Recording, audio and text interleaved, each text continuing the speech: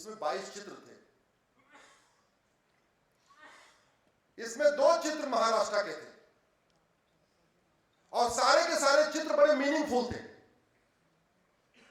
एक चित्र इसमें छत्रपति शिवाजी महाराज का था और दूसरा चित्र तात्या टोपे जी का था।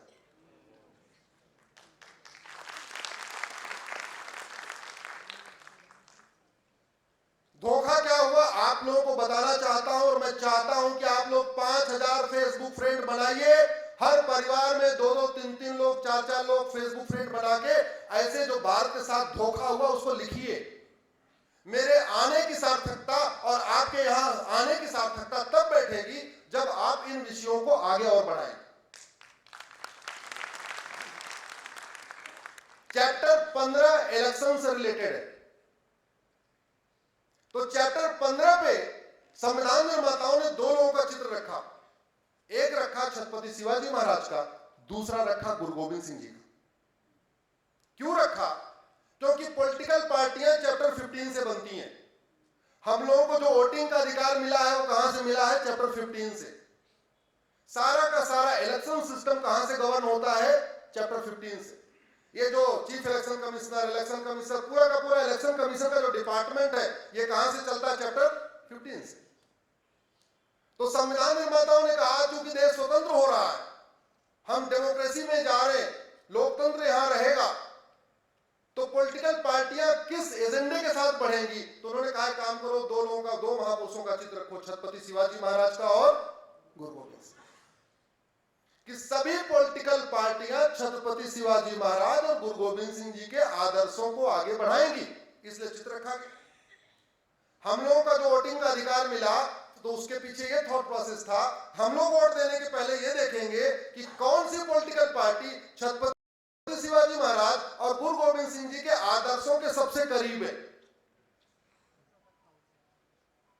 लेकिन कितना बड़ा धोखा हुआ कि सारे के सारे चित्र ही निकाल दिए।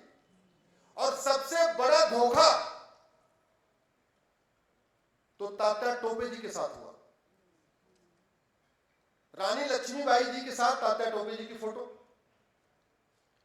क्योंकि शिवाजी महाराज के साथ गुरु गोविंद सिंह जी की फोटो। क्यों? क्योंकि दोनों लोग किसके खिलाफ लड़ रहे थे? मुगलों के। और झांसी की रानी के साथ तात्या टोपे की फोटो, क्योंकि दोनों किसके खिलाफ लड़ रहे थे? अंग्रेजों के। जानते हैं बेशर्मों ने तात्या टोपे को टीपू सुल्तान डिक्लेयर कर दिया।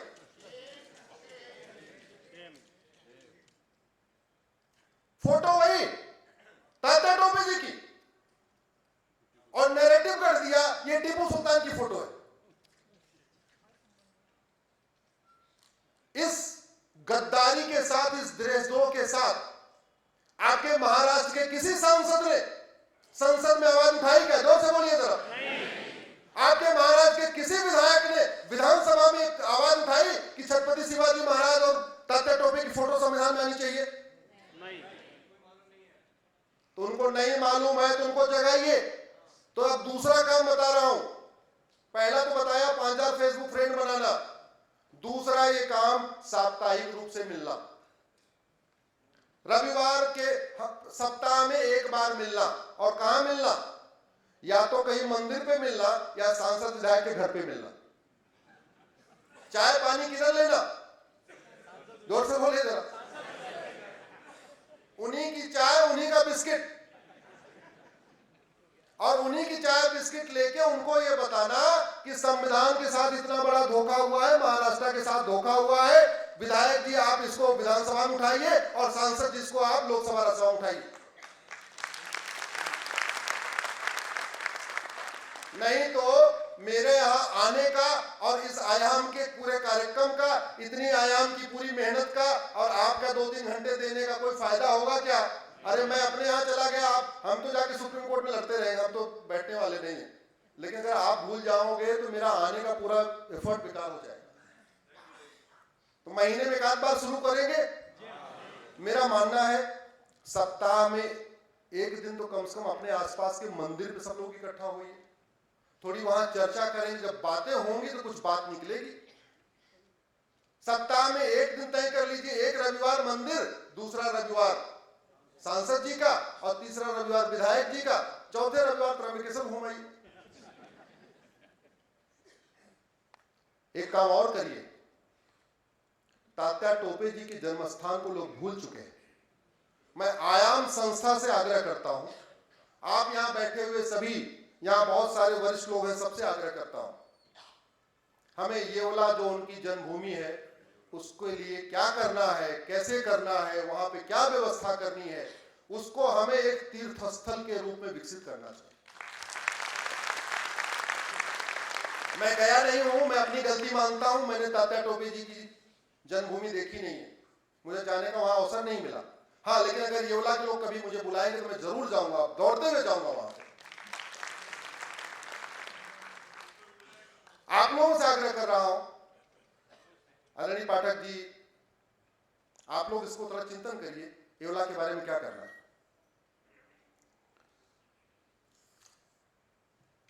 और इसकी आवाज उठनी चाहिए। अच्छा, एक चीज आप सोचिए, अगर भारत के संविधान के सारे चित्र रहे होते, राम लक्ष्मण सीता की फोटो, कृष्ण अर्जुन को उपदेश दे रहे हैं, भगवान महावीर हैं इसमें, गौतम बुद्ध इसमें है, छत्रपति शिवाजी महाराज है, तात्या टोपे है, झांसी की रानी है, हनुमान जी घूम रहे हैं, हनुमान जी ऊपर ऊपर उड़ रहे हैं। अगर ये चित्र रहे होते तो भारत के संविधान में कभी सेकुलर शब्द जोड़ा जा सकता था क्या? जोर से बोलिए। नहीं। हाँ, प्लानिंग देखिए, पिता ने सारे चित्रों को हटाया और बेटी ने 1975 में इमरजेंसी लगा के संविधान का बेसिक स्ट्रक्चर बदल दिया। मेरी इसमें पीआईएल है, जितनी बातें कह रहा हूं सब इसमें पीआईएल। पहले पीआईएल फाइल करने के बाद ही मैं बात करता हूं, चाहे वर्क पैक्ट हो, चाहे प्लेस ऑफ वर्शिप एक्ट हो, पहले पीआईएल फाइल कर देता हूं, नोटिस हो जाता है, उसके बाद फिर मैंने सेकुलर शब्द को चैलेंज किया सुप्रीम कोर्ट में। क्यों चैलेंज किया आपको बता रहा हूं।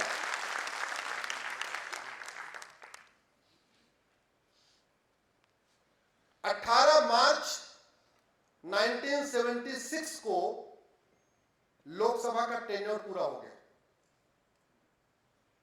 क्या, चलिए थोड़ा आपको और पहले से बताता हूं। जून 75 में, 12 जून 75 को हाईकोर्ट का फैसला आया कि इंदिरा गांधी की जो ये संसदीय है ये अवैध है, इन्होंने फ्रॉड किया है, इन्होंने चीटिंग किया है, इन्होंने बहुत माल प्रैक्टिस किया है, इन्होंने बहुत बूथ कैप्चरिंग कराया है, इसलिए इनकी संसद की सदस्यता खत्म की जाती है। अगले दिन सुप्रीम कोर्ट में पिटीशन फाइल हुई 13 जून को, एक हफ्ते तक सुनवाई वगैरह चली। 24 जून 1975 को सुप्रीम कोर्ट का फैसला आया। सुप्रीम कोर्ट ने कहा ठीक है, हम हाई कोर्ट के फैसले को स्टे कर रहे हैं, आपकी जो संसद की सदस्यता हाई कोर्ट ने खत्म किया है हम उसको रोक रहे हैं, लेकिन सारी कंडीशन वो डाली जो कुछ दिन पहले अरविंद केजरीवाल को जमानत देते समय डाली गई थी। कंडीशन क्या डाली सुप्रीम कोर्ट ने? आप प्रधानमंत्री कार्यालय नहीं जाएंगी, आप कोई कैबिनेट की बैठक नहीं बुलाएंगी, आप प्रधानमंत्री पद का जो वेतन भत्ता होता वो नहीं लेंगी, आप सांसद बनी रहेंगी लेकिन प्रधानमंत्री के रूप में कोई काम नहीं करेंगी, ना ऑफिस जाएंगी, ना वेतन लेंगी, ना किसी फाइल पे साइन करेंगी, कुछ भी नहीं करेंगी।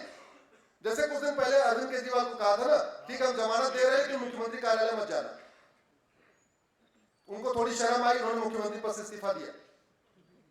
लेकिन वो इतनी बेशर्म थी, 24 जून को सुप्रीम कोर्ट का फैसला आता है कि प्रधानमंत्री कार्यालय नहीं जाना, कोई काम नहीं करना, और 24 जून की रात को राष्ट्रपति से कह के 25 जून को क्या लगवा दिया? इमरजेंसी। ढूंढ ढूंढ के सारे लोगों को जेल में डाल दिया।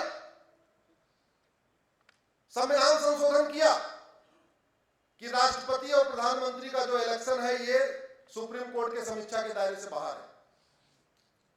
एक और संविधान संशोधन किया, अगर प्रधानमंत्री के खिलाफ कोई केस चल रहा है सुप्रीम कोर्ट सुन ही नहीं सकता। ऐसे 3-4 संविधान संशोधन कर डाले। देश में राष्ट्रपति शासन लगा हुआ है, सारे विपक्ष के नेता जेल में हैं,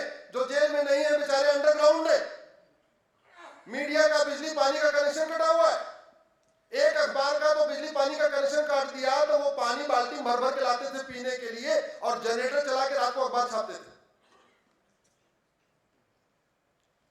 चलो ये भी समझ में आ रही बात, ठीक है भाई तुमने ये भी कर लिया। तो 18 मार्च 1976 को तो लोकसभा का टेन्योर भी पूरा हो गया 5 साल का, और लोकसभा को विल ऑफ द पीपल कहते हैं क्योंकि जनता के डायरेक्ट चुने हुए लोग होते हैं। संविधान ये कहता है कि विल ऑफ द पीपल खत्म होने के बाद कोई महत्वपूर्ण निर्णय नहीं लिया जाएगा। इमरजेंसी लगी थी केवल प्रशासनिक काम बढ़ाने के लिए, भाई ठीक है सबको जो नॉर्मल मिनिमम चीजें वो चलती रहे, और यहां धड़ाधड़ संविधान बदला जा रहा था। चलो बाकी बदल लिया तो समझ में आता है, जब मार्च 76 में पूरा हो गया तब तो लोकसभा भी नहीं बची,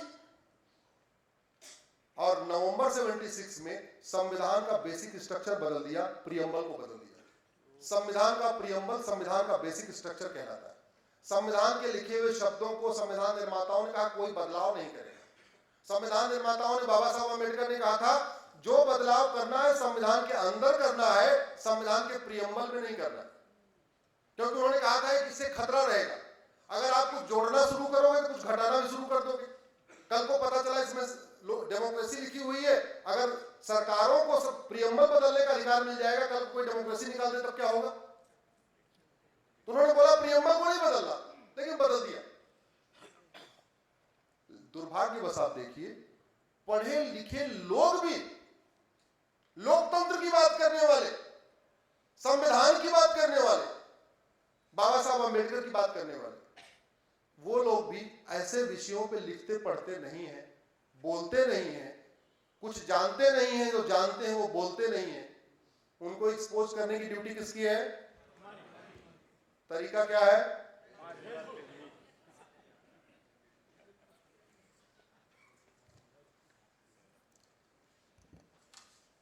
आजकल आपका ये संभाजी नगर का एक विवाद बहुत चल रहा है, जिसके बाद नागपुर में दंगा भी हुआ था।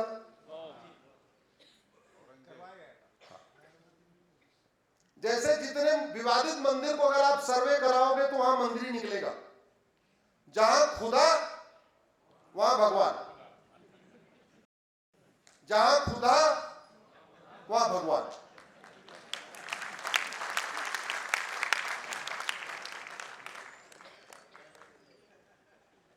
वैसे ही जितनी समस्याएं हैं इनके रूट में जाएंगे तो या तो एक अंग्रेजों का कानून होगा या तो कांग्रेस का कानून होगा। संभाजी नगर का विवाद क्या, इसको समझिए। संभाजी नगर का विवाद है, एक वहां पे कब्र है, उस वहशी दरिंदे की कब्र है जिसने हमारे लाखों पूर्वजों की हत्या की। उस वहशी दरिंदे की कब्र है जिसके आदेश पे हमारी लाखों माताओं और बहनों का बलात्कार हुआ। उस वहशी दरिंदे की कब्र है जिसके आदेश पे भाग्यनगर वाले क्षेत्र में रजाकारों ने असंख्य नरसंहार किया। लेकिन उस वहशी दरिंदे की कब्र को सुरक्षित करने के लिए ये 1958 में नेहरू जी ने कानून बनाया, इसका नाम है एंशिएंट मॉन्यूमेंट एक्ट। अगर कानून नहीं होता, वहशी दरिंदों की कब्र तोड़ना अपराध नहीं होता, तो अगर एक एक ईंट भी उखाड़ते महाराष्ट्र वाले तो कोई कब्र बसती क्या? कोई मकबरा बसता क्या? कोई चबूतरा बसता क्या? नहीं। तो वहशी दरिंदों की कब्र सुरक्षित रहे, उसमें खरोच भी ना आ पाए, उसके लिए कानून बना दिया एंशिएंट मॉन्यूमेंट एक्ट। और आप लोगों के दिए हुए इनकम टैक्स से, आपके दिए हुए जीएसटी से, आपके दिए हुए टोल टैक्स, रोड टैक्स से, आपके दिए हुए पैसे से, आपके दिए हुए वैट और टीडीएस से हजारों करोड़ रुपए खर्च हो रहा है वहशी दरिंदों के मकबरों की रक्षा के लिए, उनकी कब्र की रक्षा के लिए। ये 1958 का कानून है।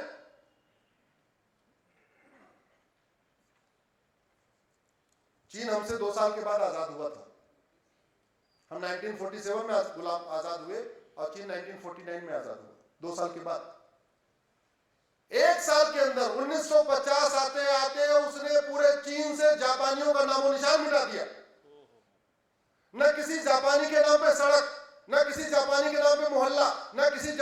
स्टैच्यू, न जापानी के नाम पे कोई गली, अपने किताबों से जापानियों का निशान मिटा दिया। 1950 के बाद जो बच्चे चीन में पैदा हुए उनको पता ही नहीं कि वो कभी चीन में गुलाम था। गुलामी की चीज बताने वाली होती है क्या? जोर से बोलिए जरा। गुलामी की चीज संरक्षित करने वाली होती है क्या? चीन ने क्या किया? सब मिटा दिया। 15 लोगों का स्टैच्यू बनाया एक जगह, स्टैच्यू बना दिया है। वहां लोग पब्लिकली आते हैं तो शुरू में वहां इंफॉर्मेशन दी हुई है कि जब आप यहां घूमने आए तो आपको 3 काम करना है, या तो थूकना है, या तो थप्पड़ मारना है, या तो चप्पल से मारना है। वहां लोग आते हैं लाखों लोग पर डे, और वो 15 दरिंदों के ऊपर थूक के जाते हैं, चप्पल से मार के जाते हैं। हमारे साथ फेसबुक पे जुड़िए, ऐसी ऐसी चीजें आपको वीडियो मिलते रहेंगे।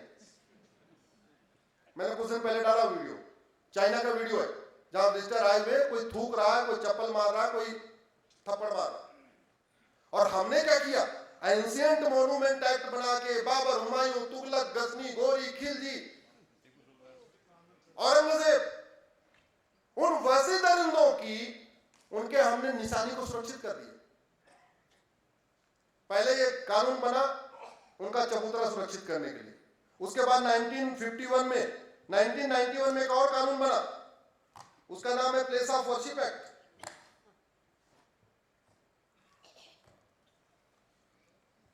ये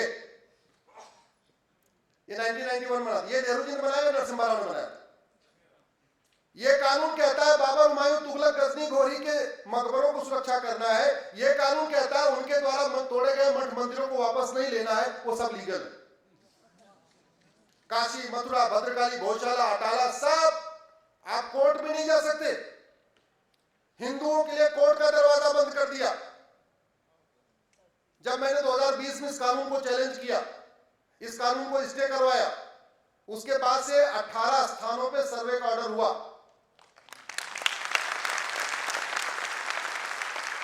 काशी, मथुरा, भद्रकाली, भोजशाला, अटाला, ऐसे 18 स्थानों पे सर्वे हुआ। और जहां खुदा 18 के 18 स्थानों पे भगवान, उनको हमें लेना चाहिए कि नहीं? मैं आपसे वैसे प्रैक्टिकली पूछता हूं, मान लीजिए आप कमजोर हैं, आपके घर कोई लुटेरा आता है, कोई डकैत आता है, आपके माता पिता की हत्या कर देता है, सारा सामान लूट लेता है, बहन बेटियों का बलात्कार करता है, और जाते समय आपके घर की जो नेम प्लेट थी उसको बदल के अपनी नेम प्लेट लगा चला जाता है। आपका अग्रवाल सदन था, उसने अपना अग्रवाल सदन का बोर्ड हटाया, अपना बोर्ड चिपका दिया। जो भी आपके घर के सामने नाम लिखा हुआ था, पवार सदन, शिंदे सदन, देशमुख सदन, जो भी सदन लिखा हुआ था, वो बोर्ड हटा के अपना बोर्ड चिपका चला गया। आप बड़े हो गए, आप अब सक्षम हैं, तो आप वो नेम प्लेट कंटिन्यू करेंगे, हटाएंगे? जोर से बोलिए जरा। हटाएंगे। घर की नेम प्लेट हटाएंगे, लेकिन देश की नेम प्लेट नहीं हटाएंगे। हटाना चाहिए कि नहीं हटाना चाहिए? तो कलेक्टिव आवाज कैसे निकलेगी? जब इन विषयों को आप लिखना शुरू करेंगे।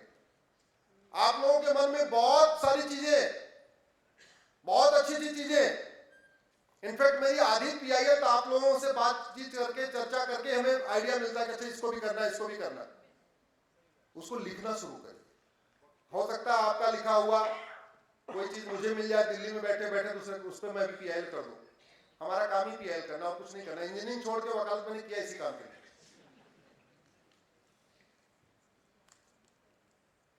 गुलामी के नाम चलते रहे उसके लिए कानून बना दिया, गुलामी के निशान चलते रहे उसके लिए कानून बना दिया, गुलामी की कुरीतियां चलती रहे उसके लिए कानून बना दिया, गुलामी की कुप्रथाएं चलती रहे उसके लिए कानून बना दिया, गुलामी की पुलिस व्यवस्था चलती रहे इसलिए 1861 का पुलिस एक्ट बदला नहीं, गुलामी की न्यायिक व्यवस्था चलती रहे इसलिए कानून को बदला नहीं, गुलामी की प्रशासनिक व्यवस्था चलती रहे इसके लिए कानून बदला नहीं। आप जरा देखो, मतलब आपका ना सिर शर्म से झुक जाएगा। हमने नाम शब्द तक नहीं बदले। जो पहले था पुलिस, थाना, वो थाना आज भी थाना, जो थानेदार वो आज भी थानेदार। अरे थाने को प्राथमिक सुरक्षा केंद्र कहिए तो अच्छा लगेगा कि नहीं लगेगा? प्राइमरी सिक्योरिटी सेंटर अगर हम थाना को बोले अच्छा लगे कि नहीं लगे? जैसे प्राथमिक स्वास्थ्य केंद्र होता है तो थाना हमारा क्या है? प्राथमिक सुरक्षा केंद्र है। अगर थानेदार को सुरक्षा अधिकारी कहे तो उसके अंदर थोड़ा सुरक्षा की भावना आएगी। अभी वो थानेदार बना हुआ है, वो हवलदार बना हुआ है, वही पेशकार जो अंग्रेज देके गए थे, जो मुगल देके गए थे, वही जिलेदार, वही थानेदार, वही कलेक्टर, वही कप्तान। हमने शब्द तक नहीं बदले। जब शब्द नहीं बदले तो सोच कैसे बदलेगी? सोच तो शब्दों से बदलती है ना, जो हम लिखते हैं, जो पढ़ते हैं, जो सुनते हैं, जो बोलते हैं, उसी से सोच बदलती है। जब शब्द ही नहीं बदला तो कैसे होगा? संविधान की कैसे कैसे व्याख्या हुई है उस पे मैं आप लोगों से एक बहुत गंभीर बात करने वाला हूं।